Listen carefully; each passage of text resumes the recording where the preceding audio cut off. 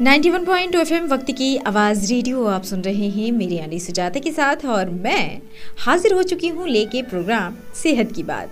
और आज हम बात करने वाले हैं कोविड काल में सही पोषण और भोजन का हमारे जीवन पर क्या महत्व है, जिसे हम सब बखूबी इन 2 सालों में जान गए हैं कि हमारे शरीर की रोग प्रतिरोधक क्षमता बैक्टीरिया तथा वायरस से होने वाली बीमारियों से हमें बचाती है। कोविड-19 महामारी से बचाव में रोग प्रतिरोधक क्षमता की महत्वपूर्ण भूमिका रही है। एक सक्रिय रोग प्रतिरोधक क्षमता पर्याप्त पोषण से प्राप्त होती है। भोजन में पाए जाने वाले पोषक तत्व शरीर की रोग प्रतिरोधक क्षमता में वृद्धि करते हैं। हमको अपने रोजाना की भोजन की थाली में अनेकों रंगों के भोजन का उपयोग करना, ताकि हम खाने के हर निवाले के साथ भरपूर विटामिन, खनिज तत्व, प्रोटीन, कार्बोहाइड्रेट तथा वसा की उचित मात्रा प्राप्त कर सके।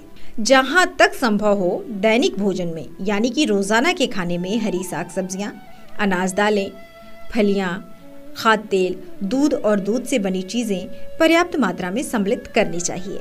इस विषय पर विस्तार से बात करने के लिए हमारे साथ हैं डाइटिशियन शुभी टंडन। जानते हैं कि कोविड काल में सही पोषण हमारे लिए क्यों महत्वपूर्ण है। मैम, मैं चाहती हूँ कि सबसे पहले हमारे श्रोताओं को आप अपना परिचय दें।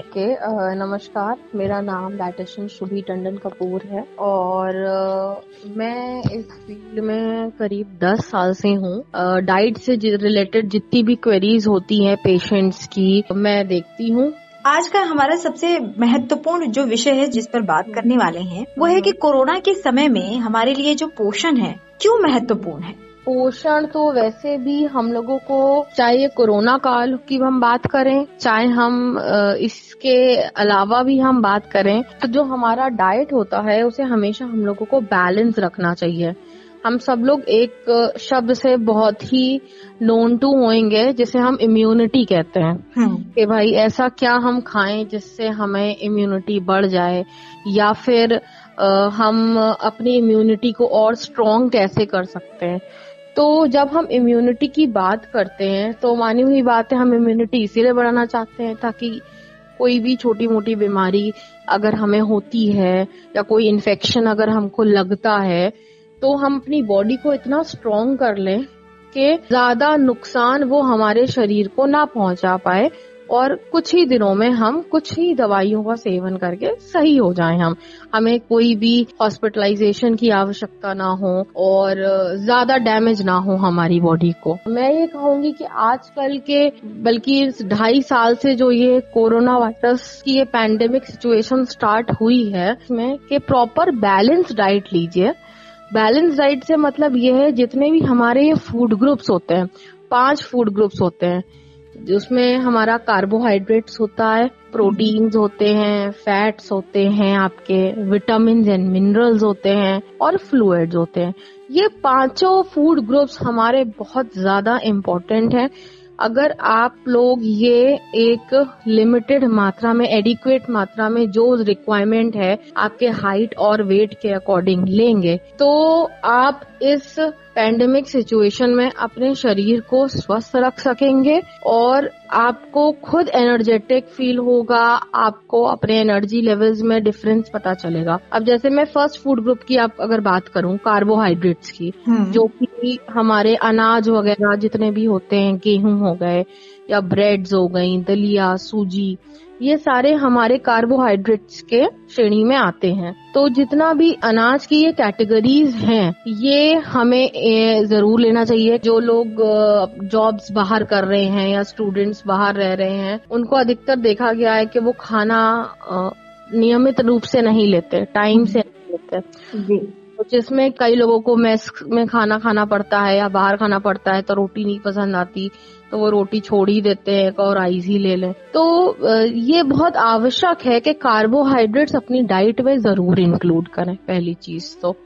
और अगर हम दूसरी फूड ग्रुप की बात करें जिसे हम प्रोटीन्स कहते हैं, प्रोटीन्स एक बहुत ही जिसे कहें बड़ी कैटेगरी होती है। प्रोटीन्स में वेजिटेरियन भी लोग जो होते हैं उनके लिए थोड़े ऑप्शंस कम हो जाते हैं, पर अगर हम नॉन वेजिटेरियंस जो लोग हैं और उनके लिए ऑप्शंस ज्यादा अच्छे होते हैं।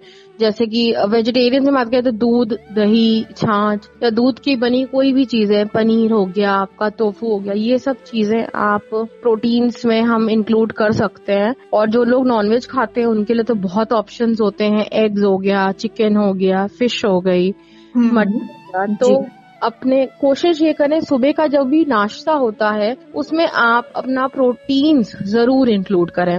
यदि आप नाश्ते में सवेरे प्रोटीन्स इंक्लूड करते हैं अपने डाइट में तो आपकी इम्यूनिटी में ये एक बहुत बड़ा फैक्टर होता है जो आपको स्ट्रॉन्ग करता है।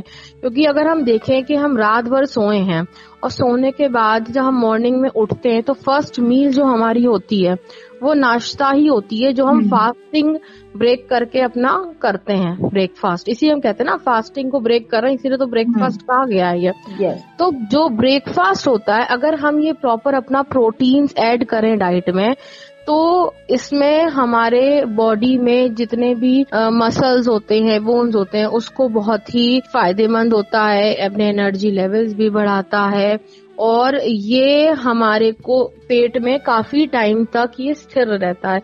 तो ये डाइजेस्ट भी थोड़ा धीमे धीमे होता है, तो हमें काफी लंबे समय तक भूख भी नहीं लगती है।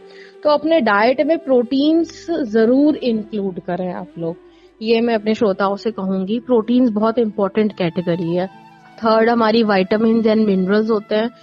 विटामिन्स तो सभी फ्रूट्स में होते हैं हमारे, और विटामिन्स भी काफी प्रकार के होते हैं, विटामिन सी, विटामिन के, विटामिन ई। तो इम्यूनिटी की बात कर रहे हैं इस समय और कोरोना वायरस या ओमिक्रॉन से लड़ने की बात कर रहे हैं, अपने शरीर को स्ट्रॉन्ग करने की बात कर रहे हैं।